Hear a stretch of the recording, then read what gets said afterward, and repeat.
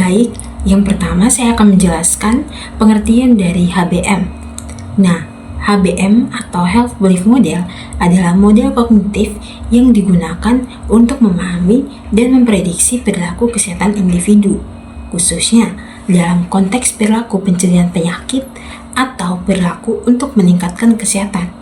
Model ini dikembangkan untuk menjelaskan mengapa seseorang mungkin atau tidak mungkin terlibat dalam perilaku kesehatan tertentu.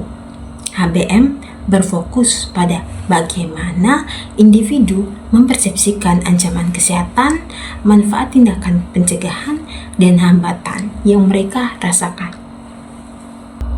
Teori HBM dikemukakan pertama kali oleh Rosenstock pada tahun 1966, kemudian disempurnakan oleh Baker dan ahli-ahli lainnya.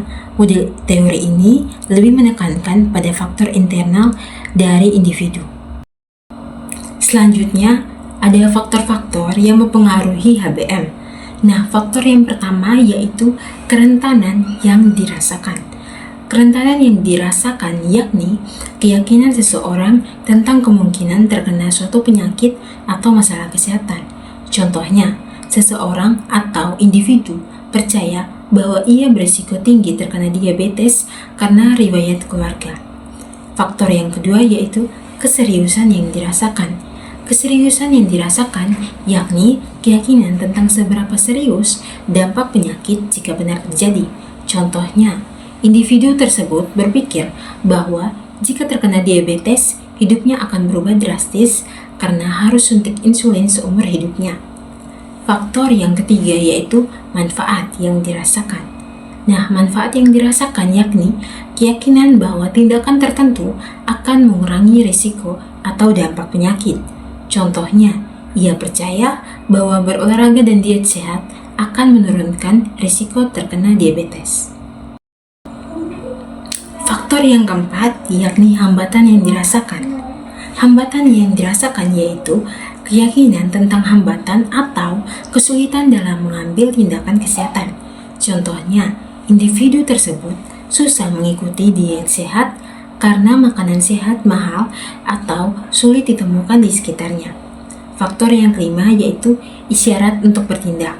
Isyarat untuk bertindak yakni pemicu yang mendorong seseorang untuk mulai melakukan tindakan kesehatan.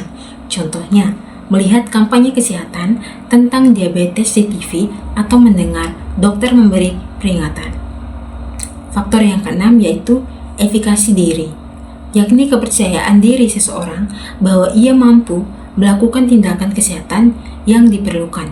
Contohnya, dia yakin bahwa dirinya bisa mengubah pola makan dan mulai berolahraga secara rutin.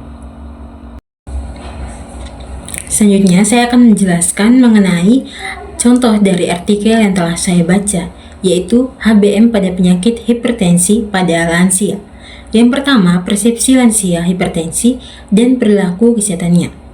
Jumlah sampel sebanyak 96 responden lanjut usia atau lansia yang menderita hipertensi di Desa Sumberjo dengan menggunakan teknik proporsional random sampling.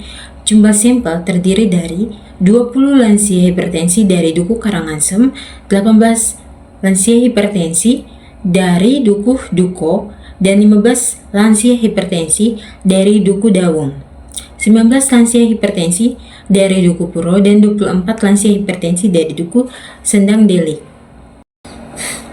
Selanjutnya, perilaku kesehatan lanjut usia hipertensi.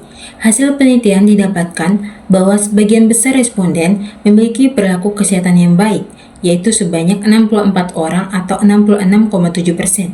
Perilaku kesehatan tersebut ditujukan responden dengan melakukan pemeriksaan tekanan darah sebulan sekali, mengonsumsi obat hipertensi secara rutin setiap hari, mengonsumsi sayuran hijau. Sedangkan perilaku kesehatan yang masih kurang baik ditujukan dengan masih ada atau adanya lansia yang masih suka mengonsumsi makanan yang asin dan mengandung zat pengawet serta perasa atau MSG, merokok, dan mengonsumsi mie instan, sarden, dan sosis. Selanjutnya, faktor-faktor yang mempengaruhi. Pada artikel ini, faktor yang mempengaruhi yaitu dua faktor. Yang pertama, faktor manfaat. Hasil penelitian diketahui bahwa sebagian besar responden memiliki persepsi keuntungan yang baik sebanyak 64 orang atau 66,7%. Responden mempersepsikan bahwa melakukan kegiatan atau perilaku yang sehat dapat mengontrol tekanan darahnya dengan teratur, dapat mencegah terjadinya komplikasi, mengetahui cara perawatan yang benar. Seseorang akan melakukan tindakan tertentu untuk proses kesembuhan penyakit yang dideritanya, tergantung pada manfaat yang dirasakan olehnya. Selanjutnya, persepsi hambatan. Hasil penelitian ini diketahui bahwa sebagian besar responden memiliki persepsi hambatan yang baik sebanyak 52 responden atau sekitar 54,2%. Persepsi hambatan yang baik merupakan cara responden memiliki kesadaran untuk melakukan tindakan dan bertujuan untuk mengontrol tekanan darah. Sebagian besar responden mengatakan bahwa apabila dirinya melakukan perilaku kesehatan dengan baik, maka akan membebani keluarga, harus meninggalkan pekerjaan, tetapi sebagian besar tidak merasa terbebani. Sekian penjelasan dari saya. Terima kasih.